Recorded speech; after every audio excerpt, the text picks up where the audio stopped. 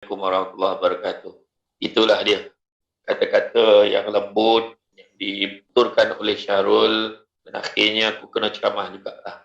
Apa pun nak beritahu pada semua, ujian ni bukan senang ya. Sebenarnya Allah Ta'ala nak uji kita sebenarnya. Kita ni semakin melampau sebenarnya manusia ni. Itu sebabnya Allah uji kita macam-macam. Sebelum daripada PKP, kalau kita muhasabah balik, terlalu banyak kemelampauan manusia. Antaranya ada yang main-mainkan agama, ada yang hina agama Islam. Tu belum cerita lagi orang yang main-mainkan kalimah Allah. Dan macam mana orang yang mana Nabi sebut tanda-tanda akhir zaman, seorang ibu melahirkan tuannya. Berlaku apa ramai mak ayah jadi orang gaji jaga anak, dan kemudian anak siap sound lagi. Tak cukup ke saya bagi 500 bulan?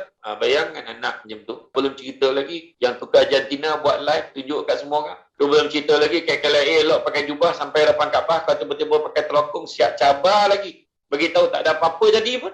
Itu sebabnya kita nak beritahu manusia dah semakin melampau. Duit surau pun dikapui. La ilaha illallah. Duit yang memang dah jadi tuan-tuan, itulah amanah yang kena jaga. Itu yang disapu kat orang. Betapa melampau kan sekarang ni. Bukan sikit-sikit. Kalau dulu orang curi tu fikir-fikir kan curi. Mana nak mencuri? Tak. Duit surau curi. Tak ada. Dengan penuh bergaya pula. Siap tukar kereta. Bayangkan. Makna kata benda tu berlaku pada hari. Kan? Amanah dipermain-mainkan. Dan salah satu tanda akhir zaman, Nabi kata, menyerahkan urusan umum kepada orang yang tak ada ilmu. Dia ayat orang yang bodoh lah. Orang yang tak ada ilmu tu disuruh jaga urusan umum. Berapa ramai pemimpin? Orang sampai naik bendera putih lah, tak melampau ke? Dulu mana ada macam tu? Sekarang senang-senang naik bendera putih. Habis food bank tu ditala dia seorang. Food bank tu untuk bagi-bagi agak-agak lah berapa kau makan. Bila serbu pergi rumah dia, macam kedai runcit rumah. Ini nak tunjuk betapa melampaunya manusia hari ini. Itu ayat dia. Kenapa saya guna istilah melampau? Itulah yang digambarkan oleh Allah Ta'ala di dalam Al-Quran, di dalam surah Az-Zumar, ayat yang ke-53. Bismillahirrahmanirrahim. Qul ya ibadiyallazina asrafu ala anfusihim. Wahai hamba-hamba yang melampaui batas. Asrafu tu melampaui batas. Ala anfusihim, ke atas diri mereka sendiri. Apa? Qul ya ibadiyallazi, wahai hamba-hamba asrafu ala anfusihim, yang melampaui batas tadi mereka. Allah Ta'ala sebut, la taqnatu min rahmatillah. Jangan putus asa dengan rahmat Allah. Mana siapa yang dah terlanjur buat salah, kembalilah kepada Allah. Innallaha yaghfiru dzunuba jami'ah. Kerana Allah nak ampunkan dosa-dosa kesemuanya.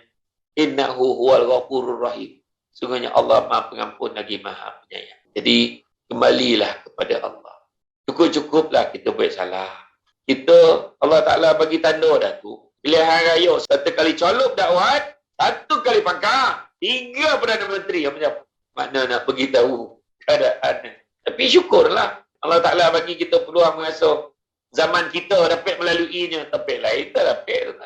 Tapi apa pun sebenarnya, jangan putus asa dengan rahmat Allah. Ujian ni bukan untuk orang keluar ada. Bukan untuk kau budak keluar saja. Tak. Aku budak Seramban pun kono tu. Kan melampau. Orang nak ikhtiar untuk mengatasi penyakit, kau pula menghasut dalam bab vaksin ni. Allahu Akbar. Kalau dah majlis fatwa kebangsaan, dengan mufti dah sahkan vaksin tu halal, yang kau pergi membabikan vaksin tu kenapa? Kau tak faham juga, tak tahulah. Dia pula lagi pandai daripada mufti ni. Mufti ni ingat senang-senang ambil hukum. Jangan main-main.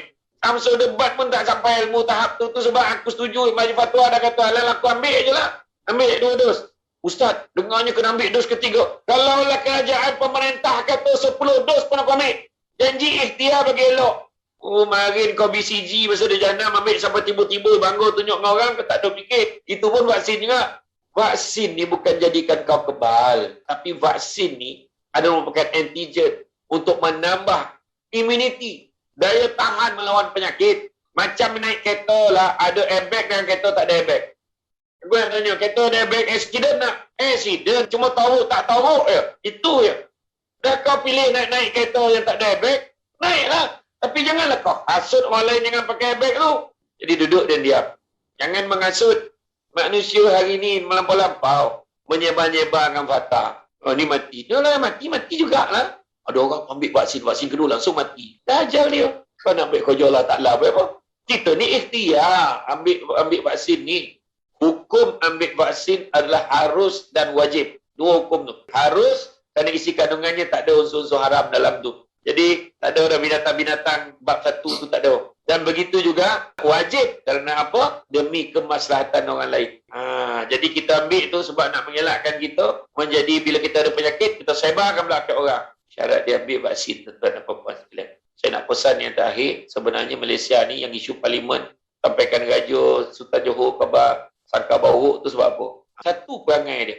Di parlimen macam tu. Di sekolah pun budak-budak tak hormat guru. Contoh letaklah muka pemimpin. Tak payah tulis apa-apa. Kalau tak muka je kau post. Kau tengok komen bawah tu.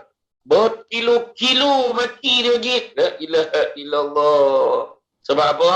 Ada satu formula saja nak selesaikan masalah. Iaitu adab. Jaga adab. Kita boleh mengkritik. Kita boleh tegur. Tapi ada adab. Makan sirih berpinang tidak.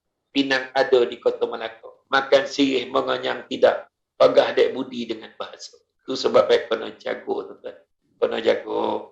Kata adat banyak kiasat, ditunjuk dia tetapi bukan. Bugulung pendek panjang dirontangkan. Memang takkan faham kalau tak direnungkan. Jaga adab. Kalau kita tengok orang dulu-dulu, Imam Malik, dia kata apa? Biar ilmu sikit, tapi jangan tak ada adab. Anak murid senior kepada Imam Malik, namanya Abdul Rahman bin Qasim. Dia kata, aku mengabdikan diri aku untuk belajar ilmu dengan Imam Malik selama 20 tahun. Tetapi 18 tahun dihabiskan untuk belajar adab saja. Contohlah, saya dengan Syarul lepak dekat warung tu. Tiba-tiba lalu anak dara. Tumpang lalu bang, itu tak tahan tu. Bila dia kata tumpang lalu, aku tahu tanya, Rul, anak siapa tu? Tengok. Tak ada siapa tanya gaji dia berapa. Tak ada siapa tanya dia kerja kat mana. Kita tanya soalan pertama, anak siapa? Sebab adab. Tapi kalau dia datang lah kat warung tu, weh, kau tahu tak rumah ni mana?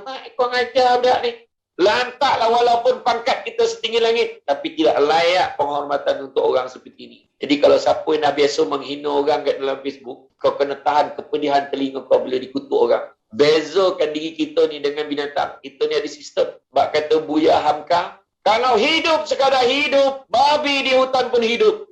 Kalau kerja sekadar kerja, kera di hutan pun bekerja. Bezakan diri kita dengan binatang. Apa beza dia? Adab. Kalau mencari pokok berbuah, pucuk elobek dahan berdaun. Kalau nak jadi insan bertuah, duduknya beradab, agak bersatu.